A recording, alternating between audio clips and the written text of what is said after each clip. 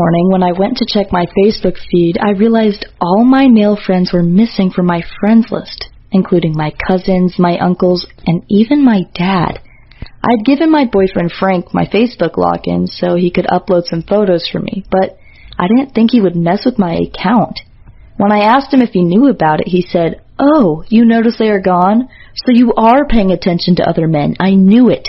What the hell? Frank had deleted all my male friends. Looking back, I should have left him then, but I figured it was just a stupid joke. However, his behavior only got worse. I was working at a marketing agency, and I would take breaks with my coworkers to vape outside. We talk about our various projects and make important decisions during those breaks. Well, one day I got home from work and Frank confronted me saying, "I saw you hanging out with other guys at work today." Wow. He had stalked me in my workplace, watching me when he should have been doing his own job. Things were getting creepy. I told him he didn't need to be jealous because I wasn't interested in any of my colleagues like that, but he got really angry and punched the wall. I was afraid he would hit me next, so I told him I wouldn't do it anymore. Big mistake. After that, he wanted more and more control over me. Like, he wouldn't let me wear certain clothes like shorts or tight shirts, and then he stopped me from talking to any of my male friends, including Steve, who is gay. Every day I got back from work, he would ask to go through my phone.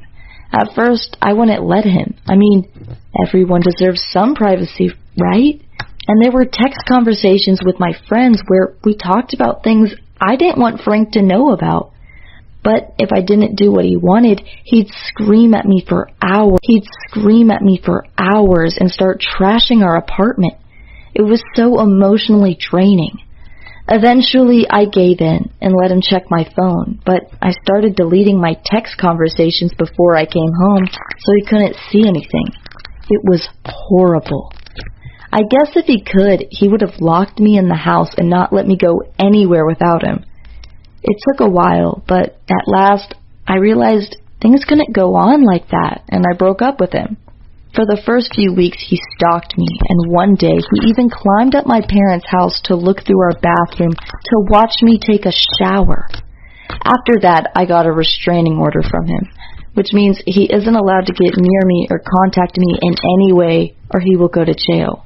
However, that was 2 years ago, and Frank still sends me messages from anonymous phones. I don't want to change my number because it would feel like I'm letting him win. But whenever I see a text from him, it stresses me out. His last one was really weird. "I got another girl pregnant and it's all your fault." See how crazy he is? How could that be my fault? I wish he would just leave me alone. I don't understand why he's trying to make my life miserable. But luckily, I'm dating Nick now, and our relationship is much healthier.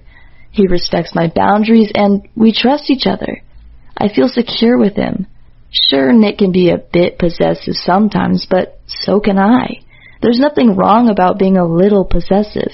It's only natural. But when you try to control someone's whole life, you have some issues, and maybe you should get help.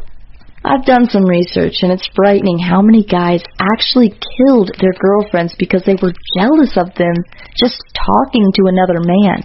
It's insane. So, although I'm not a professional therapist, my advice would be to stay away from anyone who tries to completely control your life. Those people are evil and only care about what they can get out of you. They don't care about your happiness at all. Please, be careful. My mom always wanted to have a pretty daughter, but instead, she gave birth to me, an ugly-looking girl with a really big and crooked nose. To make things worse, my mom lived in complete denial and convinced herself somehow that I was extremely gorgeous, and that I could become a supermodel one day if I just tried hard enough. That's why she forced me to wear makeup to school ever since I was in first grade. I can't tell you how awful it was, especially because the other girls in my class constantly made fun of it. She puts on makeup to look prettier than us. Oops, someone should tell her that it didn't work. She still looks like Shrek. Finally, I had enough of being bullied. I told my mom, I don't want to wear your stupid makeup anymore. I hate it. But, sweetie, how are you ever going to find a husband if you look ugly? Don't you want to have kids one day? She said that to me even though I was only 9 years old. I think her plan was to make me feel insecure and ugly, so I would put more effort into looking pretty. My mom's biggest obsession were beauty pageants, after all. Once a month, she would take me to another city, put me into a ridiculous-looking costume, and make me go on stage. I can't put into words how much I hated those competitions. The other mothers always stared at me with a face like, "What is this ugly girl doing on stage? Get her off." Meanwhile, my mom would scream as loud as she could, "Smile more! Smile more!" One time on stage, I got asked, "What makes you different from the other girls?" And I should have responded, "What makes me different is that I'm ugly." But I didn't want to embarrass my mom in front of the other mothers. So instead, I said, "I am probably the only girl participating in this contest that hasn't had a boyfriend yet." The judges all started laughing, but the mothers of the other girls were super offended. They acted as if I had called their daughters whores. That's what's so creepy about beauty pageants for children. All the moms think their daughter is the prettiest and most perfect girl in the world. And meanwhile, they use every chance they get to trash talk the daughters of other moms. I once even overheard a mom say, "Did you see that girl in the blue dress? She was so ugly. Next time she should wear a paper bag over her head." It was such a toxic environment, and I desperately wanted to get out of it. But the more competitions I lost, the harder my mom made me practice at home. On weekends, I had to practice poses and strutting down the catwalk until my feet were sore. The only day I got time off was when my mom took my little brother to his chess practice. She really wanted him to become a chess grandmaster one day. But whenever my brother played, my mom would stand behind him and whisper into his ears what his next move should be. If my brother didn't follow my mom's chess advice, she would pinch his arm. And worse, my mom had no idea how to play chess. So because of her interference, my brother lost all his games. And it's no wonder that he built up a lot of anger over time. For his 12th birthday, my brother really wanted an Xbox. But when my mom gifted him another chessboard, he had a complete meltdown and threw the board with full force at my mom's forehead. Not only did she get knocked out, but she also got a big scar in the middle of her forehead that you can still see today. After that, she never forced my brother to play chess again. Unfortunately, I didn't have the guts to stand up to my mom and hurt her. Instead, I just kept losing beauty pageants. And over time, she came to the conclusion that it was my fault I wasn't winning because I was too fat. Today, you will start your diet and only eat 2 apples. You have to get skinny. Okay, Mom, I will lose weight for you. But you also have to promise me something. If I should get skinny and still not win any beauty pageants, then please let me find a new hobby. Don't worry, sweetie. You will win. It's guaranteed. Well, guess what? I lost a couple pounds of weight and went to another pageant. The judges had known me for years and seen me lose every single contest.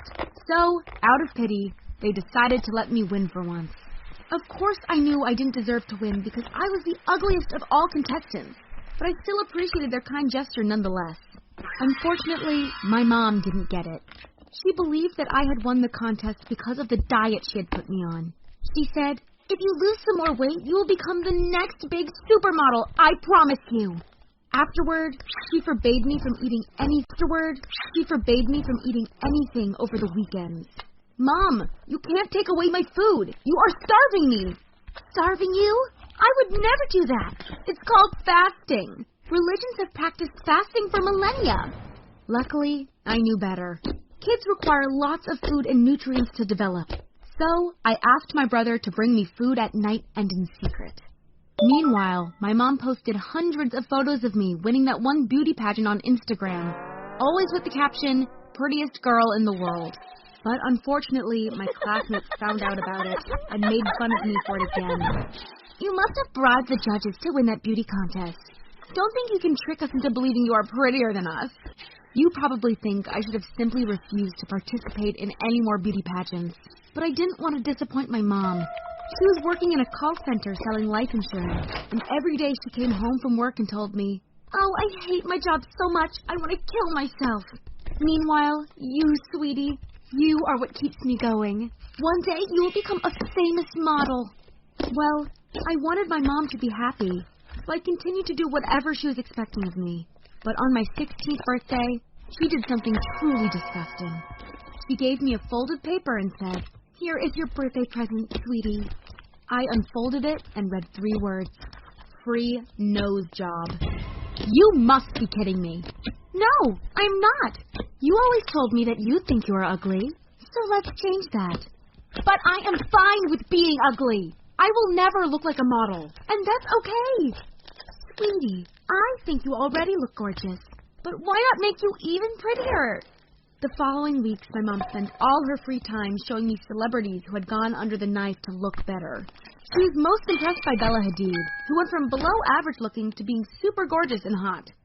She continued, "Attractive women make more money, find better husbands, and are generally treated better by society. Why should you put up with having a big, ugly nose when you can change it?" Did my mom just say I had a big, ugly nose? Before, she had always insisted that I was the prettiest girl in the world. So this comment really hurt and made me feel insecure. But it gets worse. My mom asked our neighbor's son to come over, and while secretly filming him, she asked, "Do you find my daughter attractive?" My mom asked our neighbor's son to come over, and while secretly filming him, she asked, "Do you find my daughter attractive?" "Oh, I don't know her well." Be honest. We both know she isn't pretty. But on a scale from 1 to 10, how would you rate her? Well, to be honest, I think she is a 1. Later, my mom showed me the video, and when I heard that the boy thought I was a 1 out of 10, I started crying. My mom was hell-bent on making me feel insecure, and her plan was working. Meanwhile, I'm also a pretty open-minded person, so I asked myself what the downside of getting plastic surgery was. And honestly, the only negative aspect I could think of was that my classmates would surely make fun of me if they saw I had gotten a nose job, especially because I was still only a teenager. Well, my mom kept reminding me for a few more weeks just how ugly I was until I gave in and got a nose job, just like she wanted. However, only 80% of people who get a nose job are satisfied with the results. This means that 20% have a bad outcome. I mean, what if something went wrong and I turned out even uglier than before? Well, 1 week after the operation, I could take off the bandage, and oh my God, my nose looked like that of a supermodel. It was crazy. I wasn't just less ugly, but I was one of the pretty girls now. I ran to my mom and said, "Thank you so much. It looks amazing." My mom was just as impressed as I was, and she convinced me that same day to also get cheek implants to make my cheeks look fuller. It's weird. Growing up, I always thought I didn't care that I was ugly. But now that I had a chance to turn things around and become really good looking, my appearance became all I cared about. When I got back to school with my perfect nose, all the other girls were jealous and trash-talked me. "Do you really have such low self-esteem that you need plastic surgery? How pathetic." "Oh, really? So, according to your logic, anyone who wants to change their body has low self-esteem? What about people who want to lose weight? Do you think that they are pathetic too?" You see, to me, plastic surgery has become just another form of self-improvement. Some people are born pretty by sheer luck, and this is my way of evening out the playing field. Also, my classmates kept calling me fake and plastic, so out of spite, I got even more done on my body. Boob job, cheek implants, tummy tuck. Piece by piece, I turned into a stunningly hot girl. But while it improved my self-image, it's easy to get addicted to just finding one more thing to change. Especially if your mom pays for everything and pressures you into getting more and more done. She recently told me, "You know that I got $60,000 in debt to buy you all that surgery, right? You should start searching for a guy who can pay that off, or else I'm screwed because I have to pay 12% yearly interest on this debt." Yeah, I'm still only 17 and my mom wants me to seduce rich guys to make money. I guess everything comes with its price. In the end, I'm not sure if enhancing my body made me a happier person. Right now, I'm always comparing myself to other girls, and whenever I'm not the prettiest girl in the room, I immediately feel insecure and